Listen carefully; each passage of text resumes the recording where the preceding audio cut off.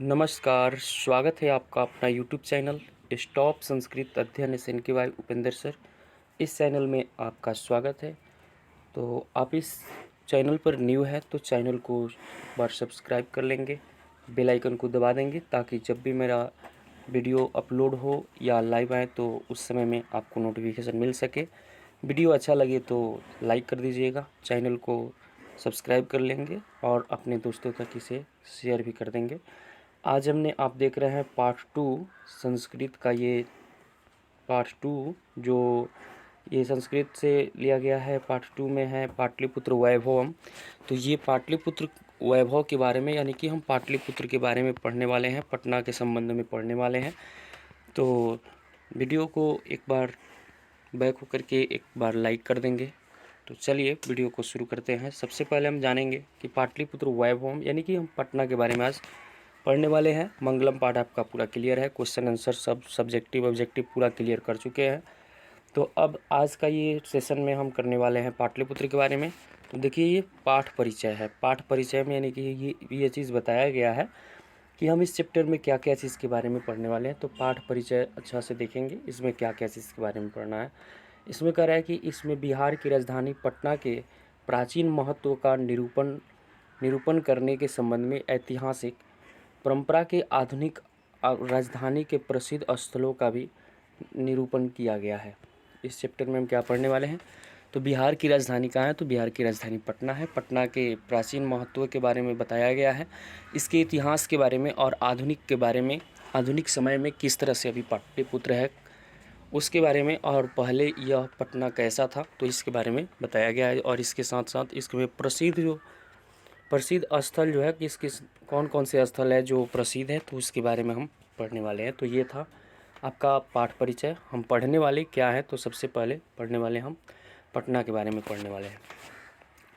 तो फिर आगे हम देखते हैं कि जब संस्कृत की किताब यदि आपके पास होगा तो उसको आप देखेंगे। तो यहाँ से सबसे पहला मैं एक चीज़ कहना चाहूँगा कि संस्कृत यदि पढ़ूँगा तो संस्कृत पढ़ने में ज़्यादातर पढ़ेंगे तो उतना समय ज़्यादातर लगेगा, जिसकी वजह से वीडियो आपका लॉन्ग हो जाएगा। तो सबसे बेहतरीन होगा कि मैं संस्कृत को न पढ़ के सीधा आपको हिंदी उसका रूपांतरण करके बता दूं तो अच्छा रहेगा, क्योंकि उस तरह से आपका समय भी बचत होगा और साथ ही साथ आपको अच्छा से समझ में आएगा। क्योंकि अगर संस्कृत पढ़ के और हिंदी समझाएंगे तो ज़्यादातर समय लगेगा, साथ ही साथ आपको ज़्यादातर, लेकिन संस्कृत में तो क्वेश्चन पूछता नहीं है कि संस्कृत से उस तरह से ज़्यादातर टेंशन होगा। तो हिंदी में पूछता है, तो हिंदी के बारे में आपको समझना अनिवार्य है। और ये चैप्टर तो इतना इम्पोर्टेंट है, यहाँ से क्वेश्चन कोई भी ऐसा प्रीवियस ईयर क्वेश्चन उठा करके देख लीजिए, पहले वाले एग्ज़ाम उठा करके देख लीजिएगा, बिना पाटलिपुत्र के यानी कि वो एग्ज़ाम ही नहीं हुआ होगा। तो ये इतना अनिवार्य ये चैप्टर है। तो हम चाहेंगे कि इसको संस्कृत पढ़ करके ना आपको सीधा ऐसे ही आपको हिंदी समझा करके अच्छा तरह से और लेकर के चलने के लिए। तो इसमें है ऊपर जो आप देख रहे हैं कि बिहार राज्य से राजधानी नगरम पाटलिपुत्रम सर्वेषु कालेषु महत्वम धारयत। लेकिन इस तरह से संस्कृत पढ़ेंगे तो थोड़ा समय वीडियो थोड़ा लॉन्ग हो सकता है, इसलिए हम इसका हिंदी क्या होगा, हिंदी के बारे में हम चर्चा करेंगे। और यहीं से आपका जो देखिएगा किताब के सबसे ऊपर वाला पेज पर जो है उसको अंडरलाइन करके दिया हुआ है और यहाँ से क्वेश्चन निश्चित रूप से पूछे जाते हैं। तो सबसे पहला देखेंगे, यहाँ से हम शुरू करते हैं इसका अर्थ। हिंदी में क्या हुआ, इसका मतलब कह रहा है कि बिहार राज्य की राजधानी पटना शहर सभी समयों में महत्वशाली रहा है। क्या कह रहा है कि पटना नगर जो है, पटना शहर जो है, जो बिहार की राजधानी है, ये सभी समयों में ये महत्वशाली रहा है। कहने का मतलब है पहले भी यह बहुत ही, लेकिन ये महत्वपूर्ण था और आज भी ये बहुत ज़्यादातर महत्वपूर्ण है। कह रहे इसका इतिहास जो है 2500 वर्षों का है। यहाँ धार्मिक स्थान, राजनीतिक स्थान और औद्योगिक स्थान विशेष रूप में आकर्षक है। यहाँ क्या क्या चीज़ है, क्वेश्चन यहाँ पूछा हुआ है मेरे दोस्त कि पटना का इतिहास कितना वर्ष पुराना है, तो लगभग 2500 वर्ष। किताब में आपको यानी कि 1000 वर्ष दिया गया है 1000 वर्ष। यहाँ देख रहे हैं कि 1000 वर्ष बताया गया है, लेकिन 1000 वर्ष नहीं, ये जब आपका किताब छपा हुआ था उस समय की बात बताया गया है। तो अभी तक लगभग यानी कि लगभग में आएगा 2500 वर्ष पुराना आपका पटना का इतिहास जो है पूछे कि पटना का इतिहास कितना वर्ष पुराना है, तो कितना वर्ष पुराना है, तो 2500 वर्ष पुराना है।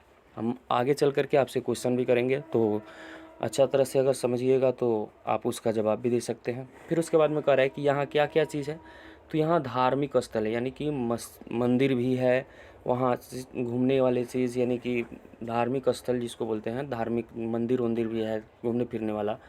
उसके बाद में राजनीतिक स्थान है। राजनीतिक स्थान ये बताइए कि जब बिहार की राजधानी पटना है, तो राजधानी जब वहीं पे है तो राजनीतिक क्षेत्र तो वहाँ होगा ही। फिर उसके बाद में औद्योगिक क्षेत्र, जब उतना बड़ा शहर है तो उद्योग धंधा भी तो है, तो यही सब वहाँ क्या क्या चीज़ है, तो वहाँ है धार्मिक स्थान है, राजनीतिक क्षेत्र है, और उसके साथ साथ औद्योगिक क्षेत्र भी वहाँ विशेष रूप से आकर्षक है, लेकिन ये ज़्यादातर देखा जाते हैं। बढ़ते हैं आगे।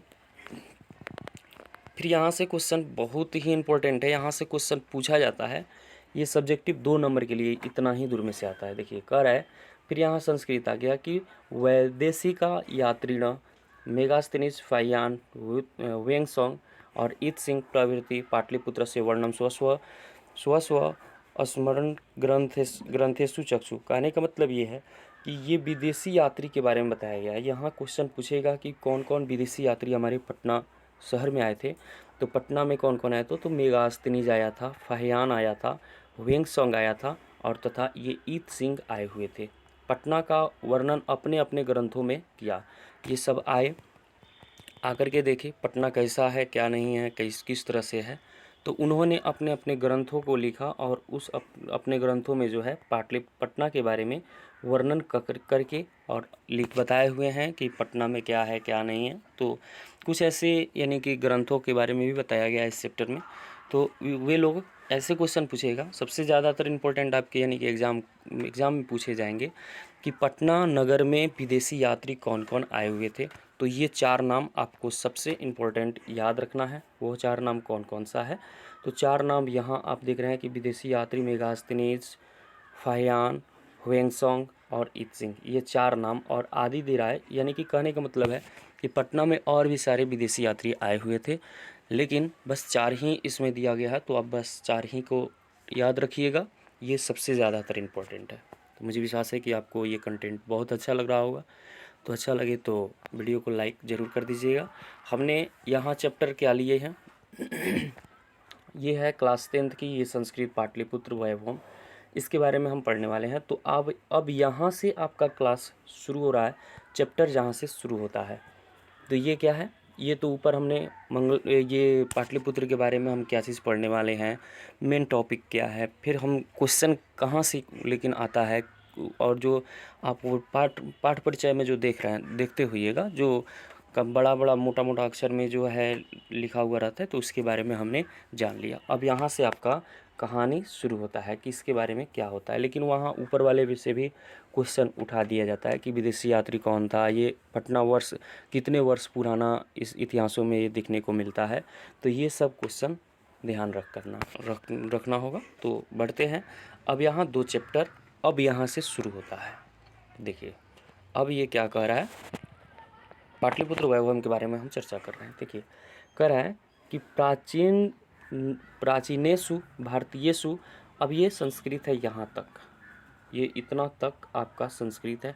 तो इस संस्कृत को ना पढ़ करके आपको सीधे चलते हैं हिंदी के ऊपर, क्योंकि संस्कृत आपसे पूछा नहीं जाएगा। यदि आपको पढ़ने में कोई अगर दिक्कत होगा तो बताइएगा, तो हम उसका यानी कि पढ़ करके बताएंगे, लेकिन आपका वीडियो लॉन्ग हो जाएगा।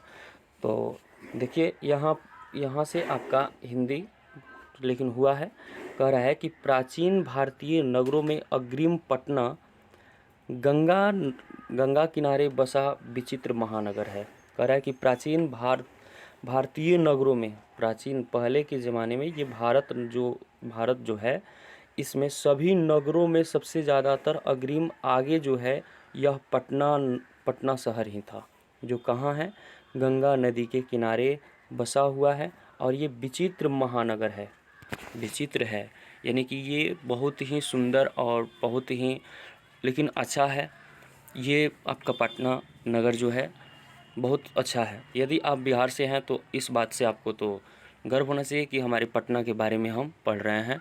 तो पाटलिपुत्र के बारे में अच्छा तरह से जानेंगे। यदि आप किस राज्य से हैं कहाँ से पढ़ रहे हैं, किस लेकिन ज़िले से हैं आप, तो विशेष करके ज़्यादातर बिहार से ही होंगे। तो कहाँ से हैं आप अपने कमेंट बॉक्स में एक बार अपना ज़िला को दर्ज करेंगे। तो यहाँ हम क्या समझ रहे हैं कि भारत जो है, भारतीय नगरों में ये सबसे ज़्यादातर अग्रिम कौन सा शहर था, तो पटना था। ये कहाँ कहेगा कि पटना कहाँ बसा हुआ है, तो गंगा नदी के किनारे। कौन सी गंगा है, कौन सी नदी है, तो गंगा नदी के किनारे। फिर आगे देखिए, कह रहा है कि इसके विषय में दामोदर गुप्त नामक कवि ने कूटनिमत्ता के काव्य में कहा है कि, अब देखो यहाँ से भी ये क्वेश्चन पूछा गया है। क्वेश्चन कहेगा क्या कि दामोदर गुप्त ने कौन से काव्य की रचना किया, तो कौन से काव्य की इन्होंने रचना किया था, तो कूटनिमत्ता के काव्य की ये इन्होंने रचना किए थे। पूछ देगा कि कूटनिमत्ता के कवि कौन है, तो दामोदर गुप्त, या दामोदर गुप्त कौन से काव्य की रचना की, तो कूटनिमत्ता के काव्य की इन्होंने रचना किया था। ये इसको कंफ्यूज नहीं करना है, ये ऐसे क्वेश्चन निश्चित रूप से आता है, ये भी प्रश्न बहुतों बार पूछा गया है। तो मुझे विश्वास है कि आपको ये अच्छा लग रहा होगा कंटेंट। तो बढ़ते हैं फिर आगे। देखिए ये श्लोक के माध्यम में क्या बता रहे हैं। श्लोक के माध्यम से इन्होंने बोल रहे हैं कि अस्ति महितल तिलकम सरस्वती कुलगृहम महानगरम नाना पाटलिपुत्रम परिभूत पुरंदर स्थानम। ये अभी ये संस्कृत था और ये हिंदी में अब इसका मतलब क्या होगा। कह रहा है कि पृथ्वी पर पाटलिपुत्र नामक ये नगर शिक्षा और वैभव की दृष्टि से अति गौरवशाली इंद्रलोक के समान है। ये इन्होंने इंद्रलोक से तुलना किए हुए हैं। कौन, तो दामोदर गुप्त। किस ग्रंथ में, तो ये ग्रंथ कौन सा है, तो कूटनिमत्ताख्य में। इन्होंने पाटलिपुत्र को यानी कि इंद्रलोक के समान बताए हुए हैं कि यह शिक्षा के क्षेत्र में और ज़्यादातर वैभव की दृष्टि से देखा जाए, बढ़ने वाली क्षेत्र में देखा जाए तो सबसे ज़्यादातर अग्रिम कौन है, बढ़ने वाली है, तो ये पाटलिपुत्र यानी कि पटना है। तो इन्होंने कौन बोला था, ये इस सब के बारे में दामोदर गुप्त बोले थे। कौन से ग्रंथ में, तो कूटनिमत्ताख्य में। और बढ़ते हैं आगे फिर। अब यहाँ से क्वेश्चन की तो ये बहुत ज़्यादातर इम्पोर्टेंट है, जितना अगर कह दिया जाए उतना ही कम, क्योंकि यहाँ से प्रश्न पूछा जाता है। क्या कह रहा है कि इतिहासे सूर्यते यत गंगायास्तीरे भूतकाले पाटलीग्राम स्थित आसित। अब ये क्या कह रहा है, ये संस्कृत है। हिंदी यहाँ से हम पढ़ेंगे थोड़ा सा, और इसको संस्कृत को ऊपर कर देते हैं, क्योंकि संस्कृत तो पढ़ेंगे तो लॉन्ग समय लगेगा, जिसके वजह से आपको संस्कृत तो पूछेगा नहीं, हिंदी पर ज़्यादातर विशेष करके ध्यान देना है। देखिए वहाँ तक तो हम पढ़ लिए कि दामोदर गुप्त ने ये शिक्षा और वैभव के क्षेत्र में सबसे ज़्यादातर अग्रिम माना है, तो पाटलिपुत्र को माने हैं। और उन्होंने ये पाटलिपुत्र के बारे में कूटनिमत्ताख्य काव्य में बोले हुए हैं। अब यहाँ क्या कह रहा है कि देखिए अब इसका मतलब क्या हो गया। इतिहास में कह रहा है कि इतिहास में सुना जाता है कि भगवान बुद्ध के समय गंगा नदी के तट पर पाटली नामक ग्राम अवस्थित था और भगवान बुद्ध कई बार आए थे। उनके द्वारा कहा गया था कि यह गांव महानगर होगा, लेकिन लड़ाई झगड़ा, अगलगी और बाढ़ के भय से हमेशा घिरा होगा। ये आप इसको निश्चित रूप से इस पॉइंट को पूरा का पूरा याद कर लीजिएगा मेरे दोस्त, क्योंकि यहाँ से क्वेश्चन इस साल भी पूछा गया था कि भगवान बुद्ध ने पाटलिपुत्र के बारे में क्या कहा था, तो पाटलीग्राम के बारे में क्या कहा था। तो देखिए इतिहास में ये सुना जाता है, कहाँ, तो इतिहास में सुना जाता है कि भगवान बुद्ध के समय यह जो पटना जो है, यह गंगा नदी के तट पर पाटली नामक ग्राम अवस्थित था। क्वेश्चन कहेगा कि भगवान बुद्ध के समय में यह पटना का नाम क्या था, तो पाटली नाम था। पाटली ग्राम क्या नाम था, पाटली ग्राम अवस्थित था। कहाँ अवस्थित था, तो गंगा के किनारे, गंगा नदी के तट पर यह अवस्थित था। एक छोटा सा पाटली नाम का एक गांव था। क्या था, तो पाटली ग्राम। भगवान बुद्ध जिस समय में थे, इस क्वेश्चन को बहुत अच्छा तरह से समझ लीजिएगा और इसको याद भी कर लीजिएगा। मुझे शायद विश्वास है कि यदि आप इस वीडियो को अगर अच्छा से देख लेते हैं तो आपको क्वेश्चन आंसर में कहीं भी प्रॉब्लम नहीं होगा। तो हम क्या समझाने, इतिहास में ये सुना जाता है कि जिस समय में ये भगवान बुद्ध थे, उनके समय में पटना नाम नहीं था, या पाटलिपुत्र भी नहीं था, क्या था? तो पाटलीग्राम था। ये ऑब्जेक्टिव में प्रश्न पूछा जाएगा कि भगवान बुद्ध के समय में पटना का नाम क्या था? तो पाटलीग्राम था। फिर उसके बाद देखिए और कह रहा है कि भगवान बुद्ध कई बार आए थे इस गांव में, इस पाटलीग्राम में भगवान बुद्ध ने बहुतों बार यहाँ आए हुए थे, बहुत बार, यानी कि बार बार यहाँ आए हुए थे। और उनके द्वारा कहा गया था कि यह गांव जो है महानगर होगा। जब जिस समय में वे आए हुए थे तो उन्होंने ये बताया था कि यह एक लेकिन गांव है, आने वाला समय में यह एक बहुत बड़ा महानगर होगा। महानगर का मतलब बहुत बड़ा शहर होगा। पहले गांव था और उसके बाद में वो भविष्यवाणी किए हुए थे कि आने वाला समय में ये गांव जो है बहुत बड़ा महानगर होगा। लेकिन लड़ाई झगड़ा, अगलगी और बाढ़ के भय से हमेशा घिरा रहेगा। लेकिन उन्होंने एक चेतावनी भी इन्होंने दिया कि देखिए कि ये तो महानगर होने के लिए होगा, लेकिन यहाँ पर लड़ाई झगड़ा, अगलगी और बाढ़ से हमेशा के लिए यहाँ जो भी लोग रहेंगे वे हमेशा के लिए भय से घिरे हुए रहेंगे। इसका कोई लिमिट नहीं रहेगा कि पटना कब विनाश हो जाए। क्या क्या चीज़ से वे उन्होंने बताया? तो लड़ाई झगड़ा के संबंध में, लड़ाई झगड़ा से भी वो पटना लेकिन उसका विनाश हो सकता है, आग लगने से भी हो सकता है, और बाढ़ के आने से भी आपको उस वहाँ पटना के निवासी जो भी हैं उनको हमेशा के लिए बोले थे कि महानगर तो होगा लेकिन भय बना हुआ रहेगा। तो ये किस तरह से बोले? तो लड़ाई झगड़ा के बारे में यदि बात किया जाए तो पटना बिहार की राजधानी है। तो कोई मान लो कि किसी भी स्थिति में यदि नेता को या कोई भी ऐसा टारगेट अगर कोई बना रहा है तो सबसे पहले सोचता है सब कि पहले नेता को ख़त्म किया जाए। तो नेता को संकट मोचन जो है संकट बन जाएगा, जिसकी वजह से पटना ये लड़ाई झगड़ा ऐसे भी हो सकता है, राजनीतिक क्षेत्र है, कैसाहू भी मामला में लड़ाई झगड़ा हो करके और वहाँ उसका विनाश हो सकता है। फिर उसके बाद में आग लगने से भी वहाँ विनाश हो सकता है। और बाढ़ का तो बात ही छोड़ दीजिए, क्योंकि ये गंगा नदी के किनारे अवस्थित है। गंगा माँ की कृपा कब लेकिन घूम जाए तो ये बाढ़ से हमेशा के लिए इस चीज़ से वे उन लोगों को संकट बना हुआ रहता है, हमेशा के लिए यह भय बना हुआ रहता है। तो मुझे विश्वास है कि यहाँ को अच्छा से समझ में आ गया होगा। नहीं आया होगा तो इसको फिर बैक करके इसको निश्चित रूप से अच्छा से समझ लीजिएगा, तो आपको क्वेश्चन आंसर करने में भी कोई दिक्कत नहीं होगी। और क्वेश्चन आंसर यहाँ से तो ये क्वेश्चन पूछा गया है कि भगवान बुद्ध के समय में भगवान बुद्ध के समय में ऑब्जेक्टिव में कहेगा कि भगवान बुद्ध के समय में ये पाटलिपुत्र का नाम क्या था? तो पाटलीग्राम था। या फिर अगर सब्जेक्टिव में पूछेगा 2 नंबर के लिए तो यहाँ कहता है क्या कि भगवान बुद्ध ने पाटलीग्राम के बारे में क्या कहा था? तो इस पॉइंट को अच्छा से याद रखना है। बढ़ते हैं आगे, फिर देखते हैं।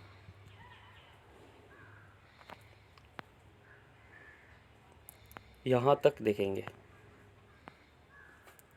यहाँ देखेंगे ये सब अभी संस्कृत है, संस्कृत को, लेकिन यहाँ कह रहा है कि कलांतरेण पाटलिपुत्रम, तो यहाँ से है ये, इसका हिंदी हो जाएगा। अब देखिए ये अब हिंदी क्या कह रहा है, यहाँ से बाद में, यहाँ से आपको अब हिंदी, बाकी सब ऊपर संस्कृत है। किताब यदि आपके पास हो तो आप किताब को पलट करके वहाँ से आप अच्छा से समझ सकते हैं। देखिए कह रहा है कि बाद में यही पाटलीग्राम पाटलिपुत्र नगर के रूप में प्रसिद्ध हुआ। अब पहले क्या था? पाटलीग्राम था, और पाटलीग्राम से यही पाटलीग्राम बाद में चल करके क्या बन गया? तो पाटलिपुत्र बन गया। उसे हम पाटलिपुत्र के नाम से जानने लगे। फिर उसके बाद में कह रहा है कि चंद्रगुप्त मौर्य के समय में इस नगर की शोभा तथा रक्षा व्यवस्था अति उत्तम थी।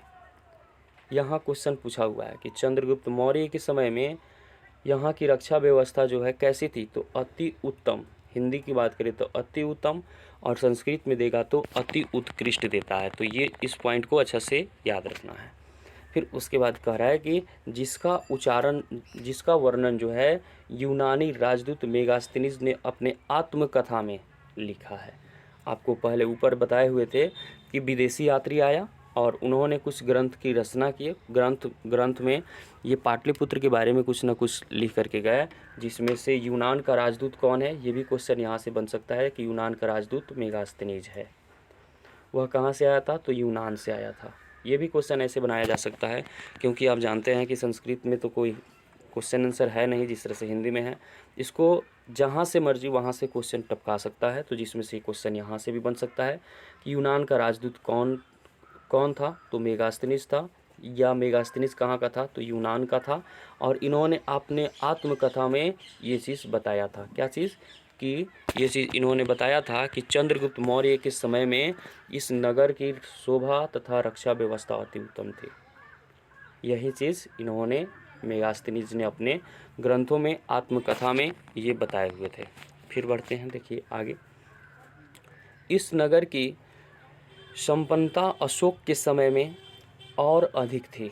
अशोक के समय में जब आया, चंद्रगुप्त मौर्य के बाद, यानी कि जब शासन, यानी कि ये अशोक का जब समय आया, तो उस समय में यहाँ की रक्षा व्यवस्था और भी ज़्यादातर लेकिन अधिक बढ़ गया। तो क्वेश्चन पूछा हुआ है कि अशोक के समय में यहाँ की रक्षा व्यवस्था कैसी थी, तो बहुत ज़्यादातर अधिक, यानी कि वहाँ विकसित हुआ। बढ़ते हैं फिर आगे पॉइंट पर,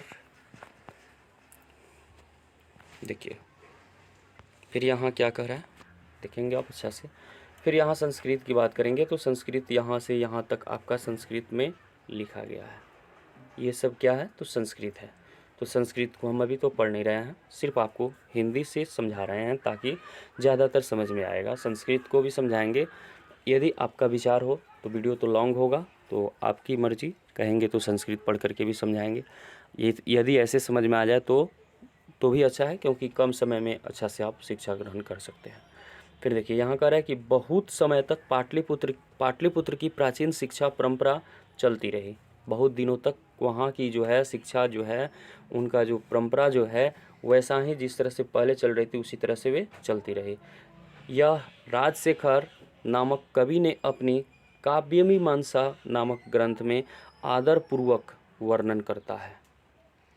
फिर यहाँ क्वेश्चन पूछेगा आपसे, क्योंकि पहले वाले में आप देखे ऊपर आप देखे हैं कि दामोदर गुप्त ने कूटनिमत्ताख्य काव्य में कहा था, और यहाँ कंफ्यूज करता है। ये क्वेश्चन तो पूछता ही है, कहेगा कि राजशेखर ने जो है, ये कवि जो है अपनी काव्यमीमांसा में कहते हैं। क्वेश्चन कहेगा कि राजशेखर क्या चीज़ की वे कवि, लेकिन कवि थे वो, उन्होंने कौन से ग्रंथ की रचना की, तो ये काव्यमीमांसा के रचना किया।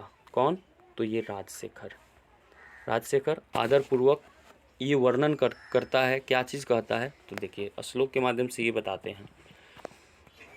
श्लोक में लिखा गया है कि यहाँ ये उनका श्लोक लिखे हुए हैं, कौन, राजशेखर। यहाँ बता रहे हैं कि यहाँ वर्ष उपवर्ष पाणिनि, पिंगल, वयार्डी, वररुचि, पतंजलि आदि लोगों ने ज्ञान का विस्तार किया और ख्याति पाई। यहाँ क्या कह रहा है, कह रहे हैं क्या कि इन्होंने यहाँ वर्ष उपवर्ष, यानी कि पहले कौन कौन, तो ये इसमें से आएगा पाणिनि, जो हमारे संस्कृत के जनक जिनको माना जाता है, संस्कृत के जनक पाणिनि। फिर उसके बाद पिंगल, वयार्डी, वररुचि, पतंजलि आदि लोगों ने यहाँ से ज्ञान की प्राप्ति की और विस्तार किया, और वहाँ से वे विद्वान बन कर के हमारे भारत को लेकिन ज़्यादातर विख्यात हुए, और यहाँ से वे ख्याति पाई का मतलब इन्होंने यहीं से पढ़ लिख करके, यहीं से एग्ज़ाम दे करके, और ये ख्याति पाई का मतलब ये प्रसिद्ध हुए, और हमारे देश में यानी कि विद्वान का रूप उनको विद्वान का दर्जा मिला। तो ये कौन लिखा था, तो राजशेखर लिखे हुए थे। कौन से काव्य में, तो ये जो है काव्यमीमांसा में लिखे हुए हैं। इस पॉइंट को आपको याद रखना है। बढ़ते हैं आगे। फिर यहाँ पॉइंट है, क्वेश्चन कह रहा है यहाँ फिर संस्कृत भाषा जो है, यहाँ से लेकर के ये 3 लाइन जो है संस्कृत में लिखा हुआ है, ये संस्कृत है। तो देखिए यहाँ कह रहा है कि कुछ प्राचीन ग्रंथों तथा पुराणों में पाटलिपुत्र का दूसरा नाम पुष्पपुर या कुसुमपुर भी देखने को मिलता है। यहाँ से तो क्वेश्चन बनता ही है मेरे दोस्त, निश्चित रूप से यहाँ से क्वेश्चन बनेगा। कहेगा कि प्राचीन ग्रंथों में या पुराणों में पाटलिपुत्र का दूसरा नाम कौन कौन से मिलते हैं, तो एक तो मिलता है पुष्पपुर, याद रखना है पुष्पपुर, और दूसरा कुसुमपुर देखने को मिलता है, पुराणों में या ग्रंथों में। कहेगा कि पाटलिपुत्र का दूसरा नाम कौन कौन से देखने को मिलता है, तो पुष्पपुर और कुसुमपुर देखने को मिलता है। इससे पता चलता है कि यह नगर के समीप फूलों का उत्पादन अधिक होता था।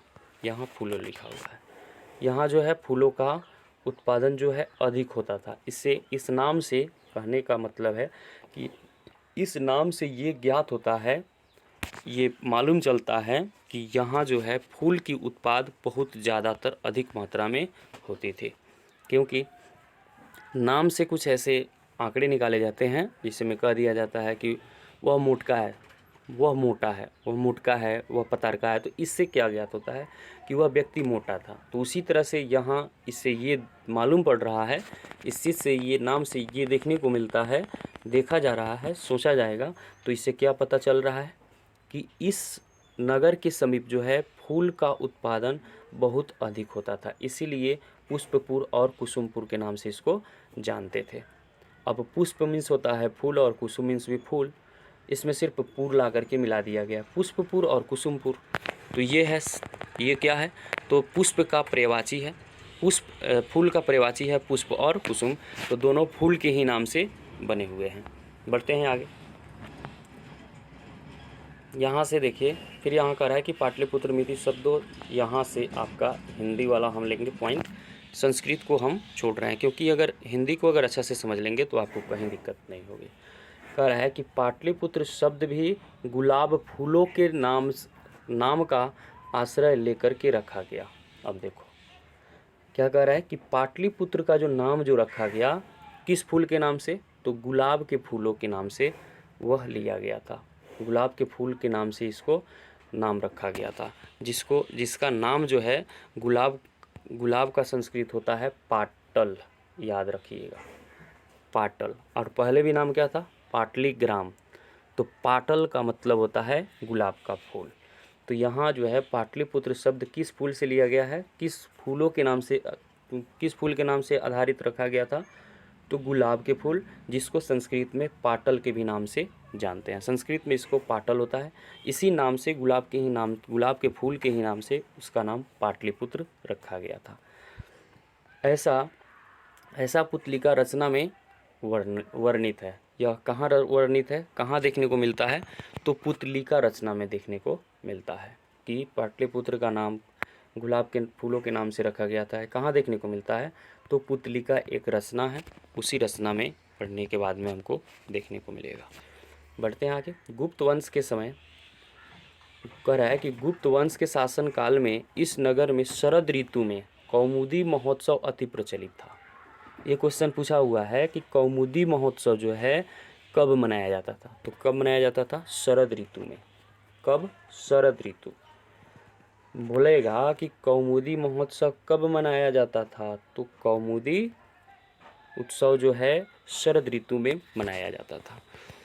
फिर ऑब्जेक्टिव क्लियर अच्छा से करते चलेंगे। अच्छा से अगर एक भी पॉइंट अगर आप नहीं छोड़ रहे हैं, देख रहे हैं अगर पूरा का पूरा वीडियो, तो पाटलिपुत्र से कहीं से भी अगर क्वेश्चन उठा देगा तो मुझे विश्वास है कि आप उसका जवाब निश्चित रूप से दे देंगे।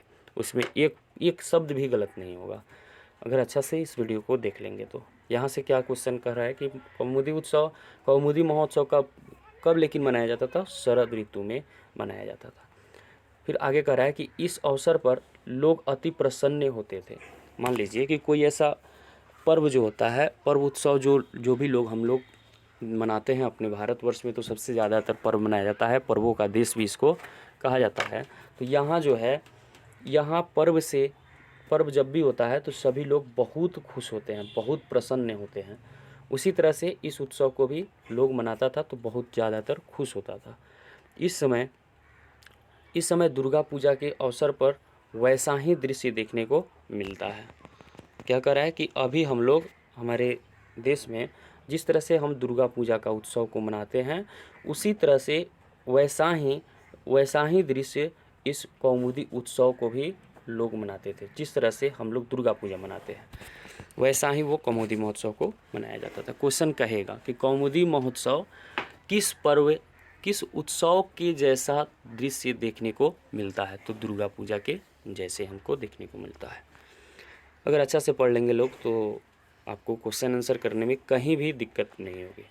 बढ़ते हैं आगे। फिर आगे ये जो है संस्कृत की बात आई। संस्कृत यहाँ से कह रहा है कि संस्कृत यहाँ से यहाँ तक आपका संस्कृत शब्द लिखा हुआ है। तो फिलहाल अभी हम तो इसको छोड़ेंगे। अब आपका कमेंट किस तरह से आ रहा है कि संस्कृत पढ़ करके पढ़ाएं या ऐसा ही ठीक है, आप निश्चित रूप से आप बता दीजिएगा एक बार। देखिए क्या कर रहा है कि समय परिवर्तन के कारण मध्यकाल में पाटलिपुत्र 1000 वर्षों तक पिछड़ा रहा। देखिए कह रहा है कि समय परिवर्तन के कारण से कुछ समय बदला हुआ था, परिवर्तन हुआ।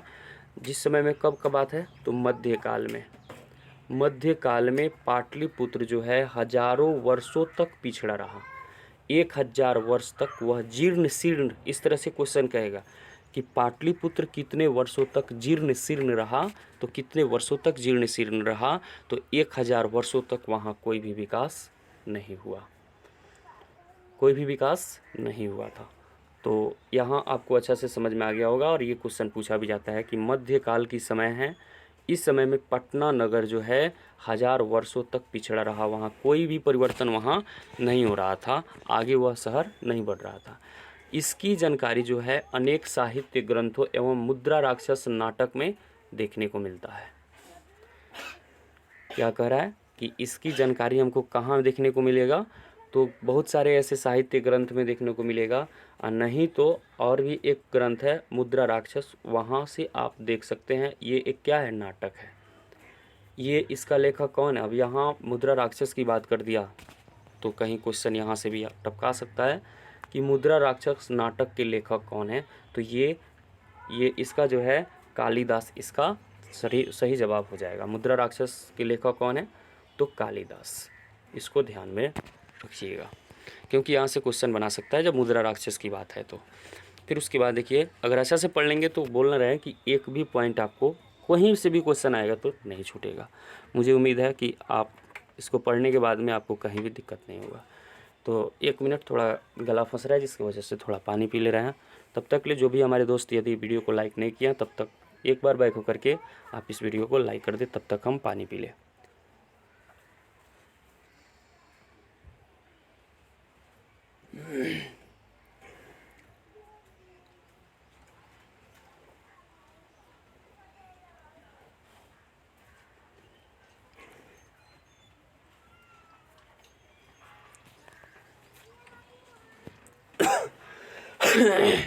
तो चलिए देखिए जो भी हमारे दोस्त वीडियो को लाइक करते हैं उनको दिल से धन्यवाद।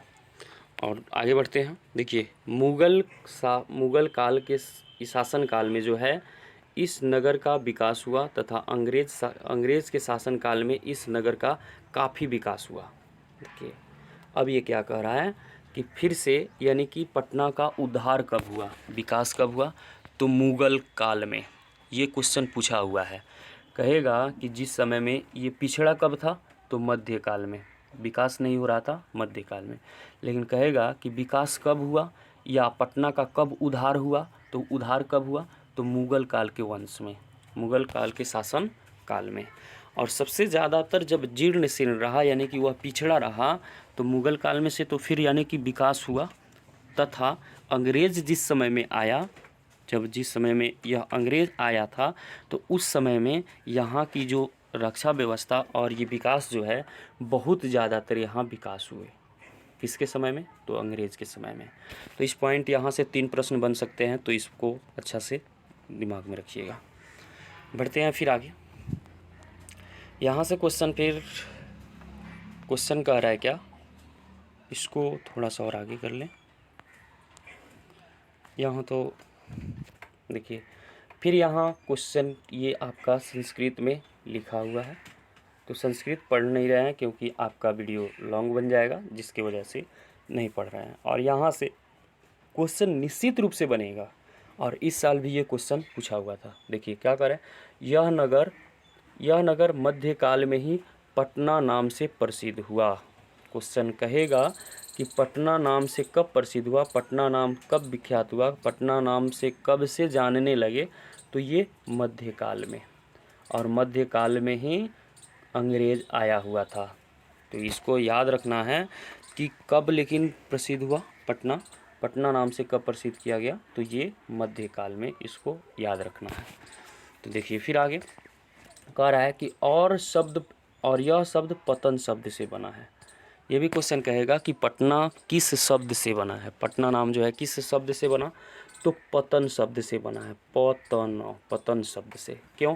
क्योंकि भगवान बुद्ध, याद तो होगा कि भगवान बुद्ध ने क्या बोले हैं कि यहाँ 3 चीज़ों से जो भी लोग रहेंगे उनको लेकिन भयभीत होकर के रहना होगा।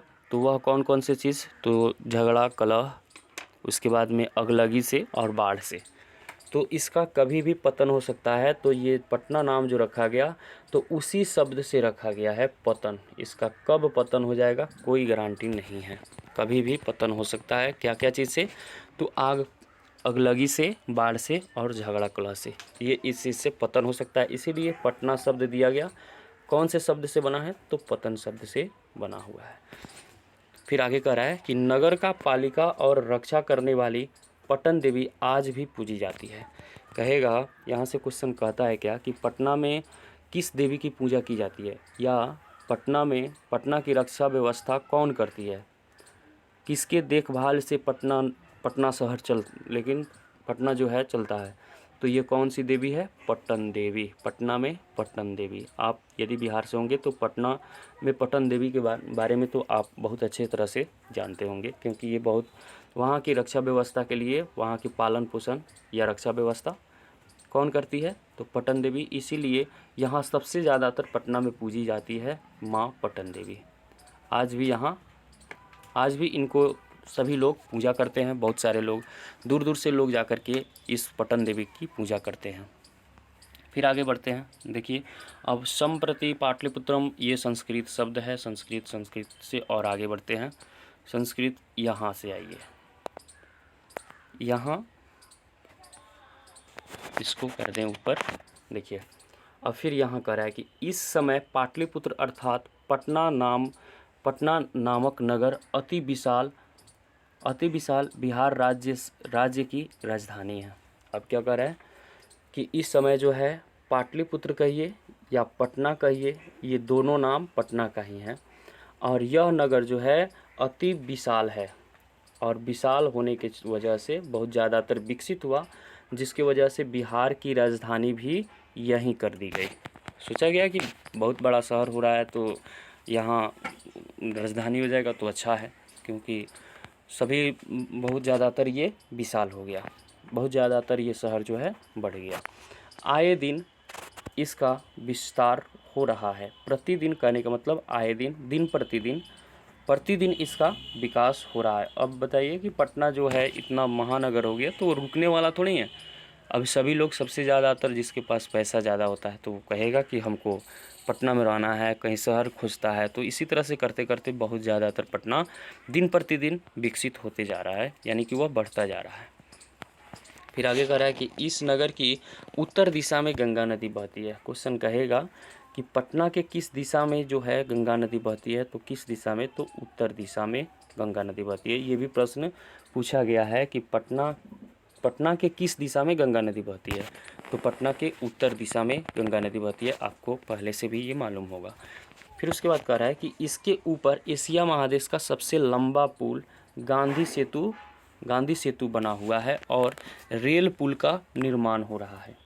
अब तो ये निर्माण हो चुका है, लेकिन ये फ़िलहाल जिस समय में ये बना हुआ है, छपा हुआ है किताब, इस चैप्टर को लिखा गया उस समय की बात में ये चीज़ बताया गया है कि रेल पुल वहाँ बनाए जा रहे हैं रेल के लिए।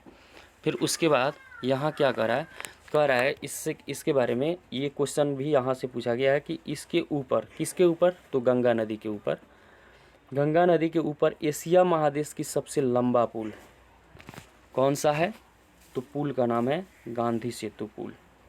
इसको याद रखना है। कहेगा कि एशिया महादेश का सबसे लंबा पुल कौन सा है, तो किताब के अनुसार, इस चैप्टर के अनुसार गांधी सेतु बड़ा पुल है।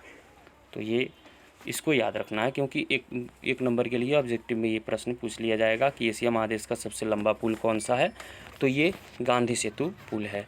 और ये जिस समय में बना हुआ था तो उस समय में ये बन रहा था, तो यहाँ रेल पुल के लिए निर्माण हो रहा था।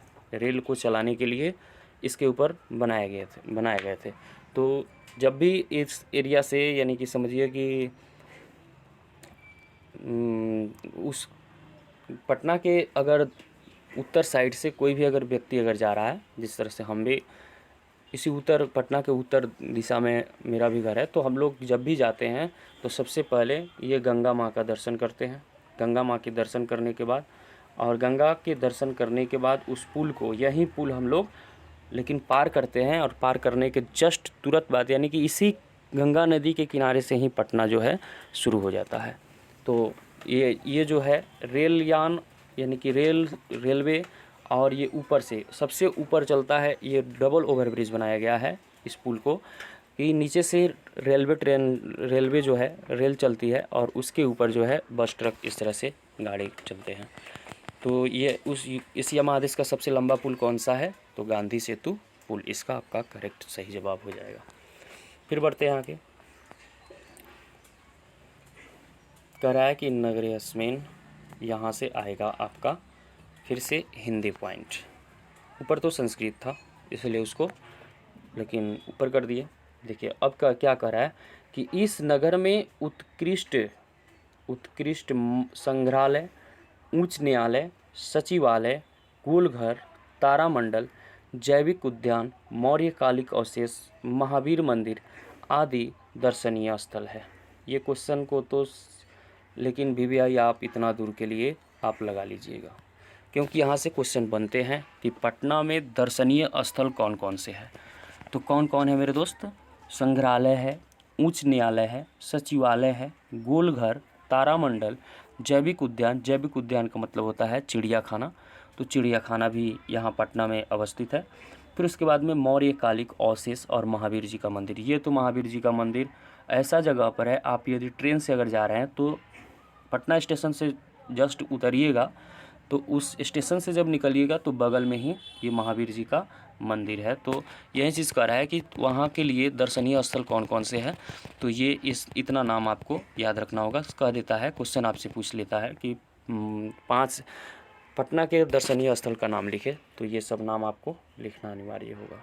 इसीलिए इस चीज़ को नाम को अच्छा तरह से याद कर लीजिएगा कि वहाँ के दर्शनीय स्थल का मतलब होता है घूमने फिरने वाला, देखने वाला कौन कौन से वैसे जगह का नाम है। तो यदि पटना में यदि कभी भी अगर आप जाते हैं या बहुत सारे ऐसे हमारे भाई बंधु होंगे जो गए भी होंगे, तो जो भी हमारे दोस्त यदि देखे होंगे तो ये सब चीज़ तो वहाँ लेकिन है। तो कभी भी जो भी हमारे दोस्त यदि नहीं गए हैं तो यहाँ सब जा कर के आप देख सकते हैं, घूम सकते हैं। फिर आगे देखते हैं। यहाँ से तो क्वेश्चन इस साल भी पूछा गया था, इसकी अगला पॉइंट यहाँ तक तो आप पढ़ चुके हैं। देखिए अब कह रहा है कि प्राचीन पटना नगर में सिख संप्रदाय के पूजनीय स्थल गुरुद्वारा 10वें गुरु गोविंद सिंह का जन्म स्थान है। अब देखो क्वेश्चन कैसे पूछेगा, कहेगा सिख संप्रदाय के 10वें गुरु कौन? तो सिख संप्रदाय के 10वें गुरु गोविंद सिंह है। फिर क्वेश्चन कहेगा कि गुरु गोविंद सिंह का जन्म कहाँ हुआ था? तो यहीं पटना में उनका जन्म स्थल है और जिस जगह पे वे जन्म लिए थे तो उस जगह को वह गुरुद्वारा के नाम से जाना जाता है। क्वेश्चन इतना ही पॉइंट में, इतना ही दूर में आपका 3 प्रश्न निकल जाएगा। सबसे पहला क्वेश्चन बनेगा कि सिख संप्रदाय के 10वें गुरु कौन थे? तो गुरु गोविंद सिंह। या क्वेश्चन कह देगा कि गुरु गोविंद सिंह सिख संप्रदाय के लेकिन कितने नंबर का गुरु थे? तो 10वें गुरु थे। ये क्वेश्चन तो 2 हो गया, ऐसे निकल गया। जिस जगह पे वे जन्म लिए थे तो उस जगह का नाम क्या था? उस जगह को हम किस नाम से जानते हैं? तो ये गुरुद्वारा के नाम से जानते हैं। फिर उसके बाद कहेगा कि गुरु गोविंद सिंह का जन्म कहाँ हुआ था? तो यहीं पटना स्थान जो है पटना में इनका जन्म हुआ था। मुझे विश्वास है कि ये कंटेंट बहुत अच्छा लग रहा होगा आपको। अच्छा लगे तो वीडियो को लाइक ज़रूर कर दीजिएगा। फिर कह रहा है कि यहाँ देश के विभिन्न देशों में तीर्थ यात्रा दर्शन के लिए आते हैं। कह रहा है क्या कि इस जगह पे जो है पटना में जो है बहुत दूर दूर से लोग विभिन्न क्षेत्रों से, बहुत सारे जगहों से तीर्थ करने के लिए, तीर्थ यात्रा यानी कि घूमने फिरने दर्शन करने के लिए यहाँ आते हैं और घूम फिर करके जाते हैं। तो ये सब देखने वाली चीज़ है, क्योंकि बहुत सारे लोग आते हैं और जा कर के गुरुद्वारा को देखते हैं। वहाँ तो सबसे ज़्यादातर लोग पहुँचते हैं सिख संप्रदाय के, लेकिन यानी कि सिख संप्रदाय के साथ साथ बहुत सारे ऐसे अनेकों धर्म के लोग वहाँ जा कर के सिख संप्रदाय के 10वें गुरु के जो जन्म स्थान जो है गुरुद्वारा है उसको जा कर के देखते हैं। बढ़ते हैं फिर आगे। देखिए फिर आगे क्या कह रहा है। आगे कह रहा है कि ये एवं पाटलिपुत्र प्राचीन कालात, ये तो संस्कृत हो गया। यहाँ से देखिए, इस प्रकार पाटलिपुत्र प्राचीन काल से आज तक विभिन्न क्षेत्रों में वैभव धारण किया है। विभिन्न क्षेत्रों में, बहुत सारे ऐसे क्षेत्रों में यहाँ जो है ये वैभव है। कहने का मतलब ये बहुत ज़्यादातर विकसित है और संग्रहालय के समान दर्शनीय है। ये कह रहा है कि बहुत ये देखने वाला चीज़ है, दर्शन करने वाला चीज़ है। पटना पर्यटन जो जब भी आप लेकिन जाएंगे तो यहाँ ये सब चीज़ जितना बताया गया है वहाँ आप जा कर के घूम सकते हैं, इस चीज़ को देख सकते हैं, तो आपको भी लगेगा कि हाँ क्या चीज़ है। फिर उसके बाद में कह रहा है कि पर्यटन की दृष्टि से यह नगर अति महत्वपूर्ण है। ये क्या कह रहा है कि यह जो है पर्यटन की दृष्टि से, घूमने फिरने की अगर बात कही जाए तो ये जो है पटना नगर बहुत ही ज़रूरत वाला चीज़ है, बहुत ही महत्वपूर्ण चीज़ है। यहाँ ये सब घूमने वाला है। ये इस चीज़ के बारे में आप जब भी जाएंगे तो इस चीज़ को निश्चित रूप से आप देखेंगे, तो देखने के बाद में आपको अच्छा लगेगा, समझ में आ जाएगा कि आप 10th क्लास में पढ़े हुए थे वो अच्छा है कि क्या है। तो मुझे विश्वास है कि आपको ये लेकिन चैप्टर अच्छा से समझ में आ गया होगा। अच्छा से अगर आ गया होगा तब तो समझिए कि आपका एक भी प्रश्न छूटने वाला नहीं है। तो अब इसके बाद हम अगले पार्ट लेकर के आएंगे। आपका ये ऑब्जेक्टिव प्रश्न फ़िलहाल कुछ, यानी कि आप क्या पढ़े, क्या नहीं पढ़े, क्या समझ में आया कि नहीं आया, तो हम आपसे कुछ क्वेश्चन करने वाले हैं। तो उस क्वेश्चन की जवाब आप कमेंट बॉक्स में ज़रूर दे दीजिएगा। यहाँ हम सबसे पहले जब क्वेश्चन करेंगे कि सबसे पहले बताइए कि पटना जो है, पटना किस शब्द से बना है, पटना नाम किस शब्द से बना है। प्रथम क्वेश्चन आपके लिए कमेंट बॉक्स में इंतज़ार रहेगा कि आपका जवाब मिल रहा है या नहीं मिल रहा है। अच्छा लगा, आपको नहीं लगा कि क्या किस तरह से पढ़े, तो ये जवाब दे दीजिएगा, तो समझेंगे कि हाँ आपने पूरा वीडियो को अच्छा तरह से समझ चुके हैं और आपसे ये क्वेश्चन छूटेगा नहीं। तो पहला क्वेश्चन क्या है कि पटना नगर, पटना जो नाम रखा गया पटना, तो ये किस शब्द से बना है। दूसरा क्वेश्चन, गुरु गोविंद सिंह का जन्म स्थल कहाँ है। दूसरा क्वेश्चन है कि गुरु गोविंद सिंह का जन्म स्थल कहाँ है। यहाँ तो दिख रहा था इसलिए थोड़ा इसको हटा रहे हैं। फिर उसके बाद बताएंगे कि एशिया महादेश का सबसे लंबा पुल कौन है। ये आपका तीसरा प्रश्न है।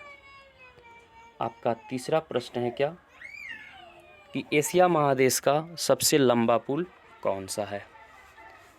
फिर उसके बाद आपको चौथा नंबर आपके यानी कि कमेंट के लिए इंतज़ार रहेगा। 5 प्रश्न दे रहे, पाँचों प्रश्न का जवाब निश्चित रूप से दे दीजिएगा तो समझ में आ जाएगा कि हाँ हम भी समझ जाएंगे कि आपको लेकिन अच्छा तरह से समझ चुके हैं। चौथा नंबर प्रश्न है आपका, लेकिन गुरु गोविंद सिंह के जन्म स्थल को किस नाम से जाना जाता है। चौथा नंबर प्रश्न, किस नाम से जानते हैं। जिस जगह पे गुरु गोविंद सिंह जन्म लिए थे, तो उस जगह को हम किस नाम से जानते हैं, तो इसका जवाब कमेंट बॉक्स में ज़रूर दीजिएगा। और आज के लिए ये अंतिम और 5वां नंबर प्रश्न आपकी, लेकिन जो भी आपको क्वेश्चन SW के लिए मिल रहा है ये समझिए बहुत ही इम्पोर्टेंट है। यहाँ से प्रश्न पूछे जाते हैं तो बहुत इम्पोर्टेंट है और इसका जवाब निश्चित रूप से आपको दे देना है ताकि हम भी समझ जाएं कि आप अच्छा तरह से सभी चैप्टर को पढ़े हुए हैं। तो 5वां नंबर प्रश्न रहेगा। और सबसे अभी आपको हमने बताया था 5वां नंबर प्रश्न कौन सा, थोड़ा इसमें सबसे आसान प्रश्न देंगे कि बिहार की राजधानी कहाँ है। बहुत आसान प्रश्न। यदि आप इस बिहार की राजधानी से हैं तब तो गर्व होना चाहिए और निश्चित रूप से आपका कमेंट मिलेगा कि बिहार की राजधानी कहाँ है। तो ये 5 प्रश्न आपको SW के लिए रहेगा। और निश्चित रूप से जो भी हमारे दोस्त अगर अच्छा से पढ़े होइएगा तो आप तो कमेंट निश्चित रूप से कीजिएगा।